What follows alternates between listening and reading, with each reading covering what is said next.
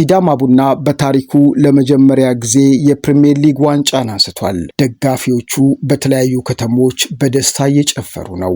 ሲዳማ ቡና ሁለት ቀሪ ጨዋታዎች ያሉት የሲቢ ኢትዮጵያ ፕሪሚየር ሊግ ዋንጫ አሸናፊ መሆኑን አረጋግጧል። በ36ኛው ሳምንት መርሃ ግብሩ ከተከታዩ ነገሌ አርሲ ጋር የተጫወተው የሊጉ መሪ ሲዳማ ቡና ጨዋታውን 1-1 አጠናቋል። በዚህም ሁለት ቀሪ ጨዋታዎች ያሉት የ2018 የኢትዮጵያ ፕሪሚየር ሊግ ሻምፒዮን ሲዳማ ቡና መሆኑን አረጋግጧል።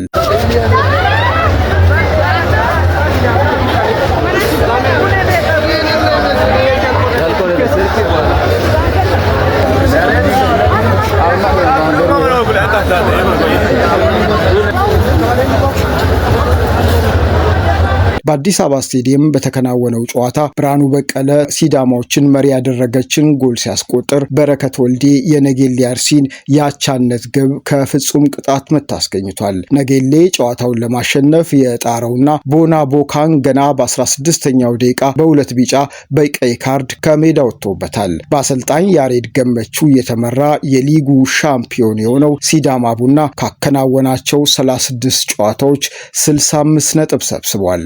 ከከፍተኛ ሊግ ባደገበት ዓመት ለዋንጫ ተፎካካሪ የሆነው ነገሌ አርሲ 57 ነጥብ በማግኘት ሁለተኛ ደረጃ ላይ ይገኛል። 2018 የኢትዮጵያ ፕሪሚየር ሊግ ሻምፒዮን ሲዳማ ቡና በመሆኑ በርካቶች ደስታቸውን እየገለጹ ነው።